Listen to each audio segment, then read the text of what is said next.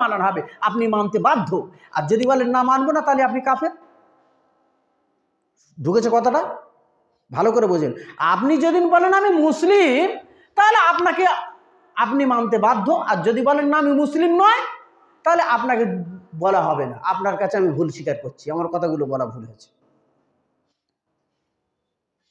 তা আমি যে কথাগুলো বলেছি আল্লাহর কথা, আল্লাহ বলেছেন এই কাজগুলো করা যাবে না। যারা এই শয়তানি কাজ করবে তাদের অভিভাবক হচ্ছে শয়তান, আর যারা এই কাজ করবে, যেটা গত সপ্তাহে বলেছিলাম, তাদের অভিভাবক আল্লাহ। তাহলে আল্লাহর কথাটা তো আমি কপি করে দিয়েছি।